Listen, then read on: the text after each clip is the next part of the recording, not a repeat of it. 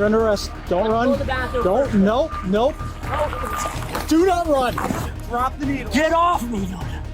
Hi everyone, Donut here. Today we're jumping into two absolutely crazy stories from opposite sides of the country. First, we have an officer out of Burlington, Vermont who gets into a full-on brawl with a guy who is armed with a needle and a bad attitude. Hey, everybody out! Oh, and that's right, we got a Florida man story today. This one takes place in Palm Coast, Florida. A deputy had to make a split-second decision when a fleeing felon pulled a gun on him. And let's just say that his patrol car played a starring role in the takedown. You know, sometimes you just got to give him a little boop. So stick around and see if you can lose some more faith in humanity. But first, a word from our sponsor. This video is sponsored by Delete Me. Did you know that your personal information is probably online because some dirty little turd data brokers took it and sold it? A data broker is basically someone or a computer that finds your information and then sells it to companies, and that's why you get a bunch of spam emails and other crap. We don't want that happening. That's where Delete Me comes in. With your information out there, you could be doxxed, harassed, or even swatted like I've been 5 times. That's why I'm currently using Delete Me to get all my information off the internet. I ain't about to be swatted a 6th time. Not only can Delete Me help you not be swatted like me, they can take the risk away of identity theft and being a target of phishing scams. Basically, the way it works, Delete Me experts find and remove your personal information. Not only that, but they remove your personal info regularly all year long. Save yourself a massive headache by going to joindeleteme.com/donut. If you do that, you'll get 20% off. That's joindeleteme.com/donut. Don't get swatted. First, we're going to get into 4 wheels versus 2 wheels type of situation. January 4th, 2024, Palm Beach, Florida. At around midnight, a deputy was patrolling Palm Coast when he saw a guy standing beside a bike. Nothing seemed very unusual. The deputy just wanted to walk up to him and say, "Hey, what's up, man? How's it going?" I don't think the guy liked that.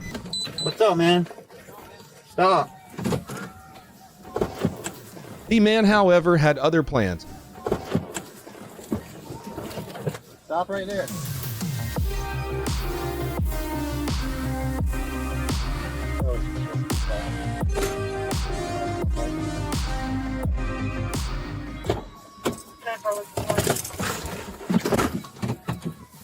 He's fleeing. He grabbed the bike and then took off, pedaling away as if he was Crack Armstrong. Like Lance Armstrong. The deputy tries a traffic stop, yes, on a bicycle. It is still a vehicle. The suspect slows down like he is going to comply, only to take off down the street. Now here's where things get Florida. As the deputy turns onto Westminster, he notices the guy pull a 9mm pistol out of his waistband. And after that happens, there's really only one way for this to go.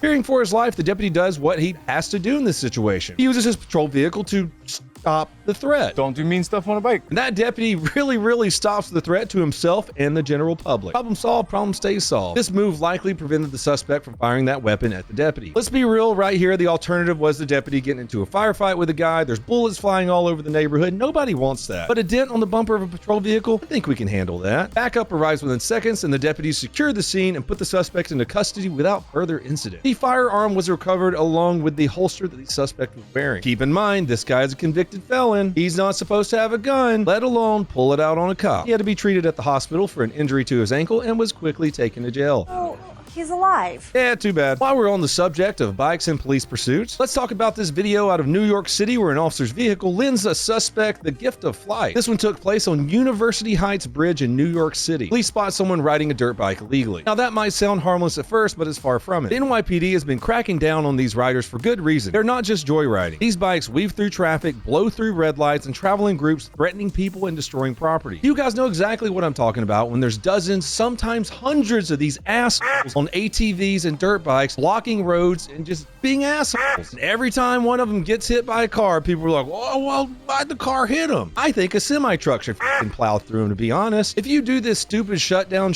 then you suck and you need to go find your father. Anyways, back to our original story. Instead of pulling over like a reasonable human, this guy decides to just ride into oncoming traffic. As the first unmarked vehicle moves in to stop him, he dodges it. But then he collides head on with a second car, smashing out the windshield. And if that wasn't enough, he flies over the hood instead landing on the third police car behind. Let's pause for a second and think about this. If the cops tell you to stop, just stop. That's your best move. Just stop. I don't know how many times I've said this in my 1,000+ videos. Even if you think the cops are wrong, let them arrest you illegally. Take it to court, then walk your happy ass down to the bank with your settlement. Don't run from the police or fight them. Stop. That would be smart, but no. It's no surprise that some people act like they're in a Grand Theft Auto, sir. Just treating a police pursuit like it's another side quest. And honestly, I mean, who can kind of blame them when it comes down to what's doled out as punishment? District Attorney Alvin Bragg makes it easier to get out of jail in real life than it is in a Grand Theft Auto server. It's almost like he's encouraging them to hit the gas or not stand up for people on a subway. It might look here like the suspect survived because he's moving around a little bit, but he passed away. The family has since filed a lawsuit claiming that the officers were reckless. Sure, because swerving through traffic and not listening to officer commands wasn't reckless. Not to mention that, just getting on a motorcycle and driving crazy with a bunch of your other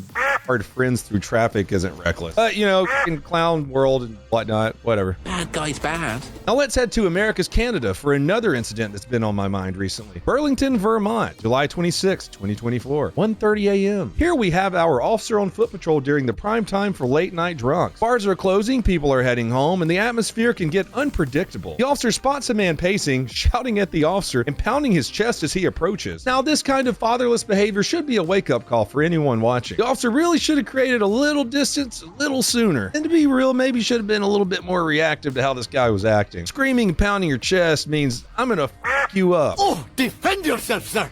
But he kind of doesn't. Things are about to escalate pretty quickly.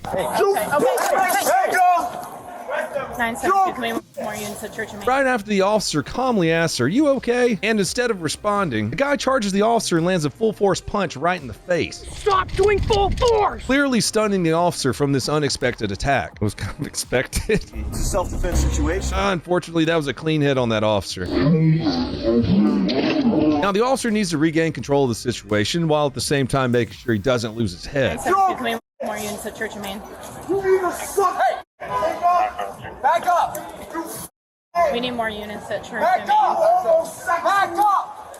Back up! Back up! I'm gonna tase you! Back up! Back up! Back up! You can't tase me! 417 taser deployed.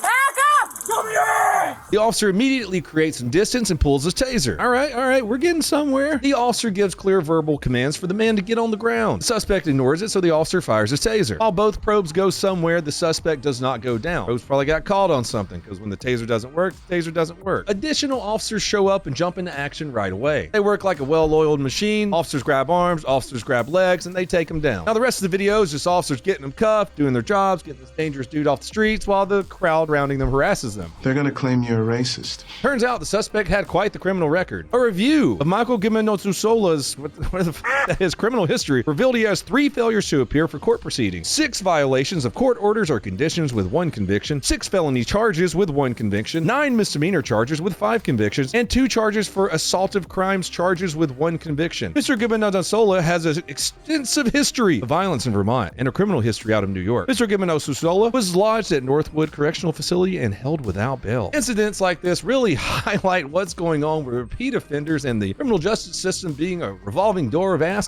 That is frustrating for officers. You know, there's a little good news there. He's being held without bail. I figured they would have just given him a slap on the butt and charged him $100 and he would have been out pounding his chest and fighting more cops. Let's be honest, he'll be out soon though. Probably with an apology. Now for our final video, which is gross. It's disgusting. Getting into a fight with someone who has a hypodermic needle. Burlington, Vermont, December 30th, 2024. Just before noon, Burlington police spot a 34-year-old man who they know has an active arrest warrant. He's hanging around, smelling like burnt fentanyl, minding his own business, but he does have an arrest warrant. The officer approaches him, tells him he's under arrest. Pretty simple enough, right? Nope. Our suspect takes off running because he probably knows he has an active arrest warrant also. Why does this sound so familiar?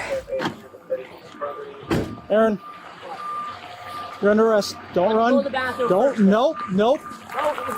Do not run. Put your hands behind your back. What kind of junky request is that? He's fine being arrested, but he has to go to the bathroom first. Yeah, so you can just go to the toilet and flush all your fent down it. Young man, you better piss your pants. So, of course, the officer goes after him. Let me tell you, this isn't your run-of-the-mill, let's run a block or two chase. This suspect is committed. That tells me this might not have been just fent. Probably a little meth mixed in there as well. Do not run.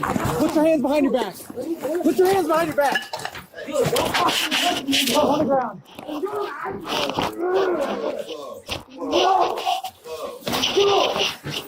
Put your hands behind your back. I will! 400 food shelf in Montgomery fighting one. Dude, I just gotta go take a shit first. Oh, that's it. The suspect just wants to take a shit first. I'll be honest, I've never had such a doo-doo emergency that I just had to fight a cop first. Hopefully I never will. Who knows? Burlington is fucking weird. It's almost like the Portland of the East Coast. Maybe this guy is freebasing Taco Bell burrito meat. Either way, the officer's not letting this guy go, and because of this, the situation escalates. Put your hands behind your back now. Dude, stop! Do this! Okay! Put your hands behind your back. Bro! Dude! Do not reach for anything. Do not reach. And there we see him reaching for what could be anything. You know, your first thought goes to a gun, a knife, something like that. Turns out it was probably one of the worst things. Do not reach. Do not reach. Drop it. Drop it. Do it now. Let go of it! Drop it. Let go! No. Ah. A needle. Yep. A needle. And he starts trying to stab the officer with it. I don't need to tell you how dangerous and gross this is. It's not just a weapon, it's a possible life sentence to a completely miserable rest of your life. Getting poked fucking sucks. That's why when you arrest someone, you got to go through their pockets or their purse. You say, hey, is there anything in here that's going to poke or stab me? Dude, if you get poked, I never did, some of my friends did. You got to go to the hospital for like 6 months, get tested all the time. Can't give your baloney pony to your significant other. It sucks. Anyways, the officer's wrestling with him, trying to get control of the situation, all while avoiding getting poke, just one little poke with that needle. Nobody wants AIDS or hepatitis. Drop the needle. Drop it now. Get off my arms! Drop the needle. Get off me, dude!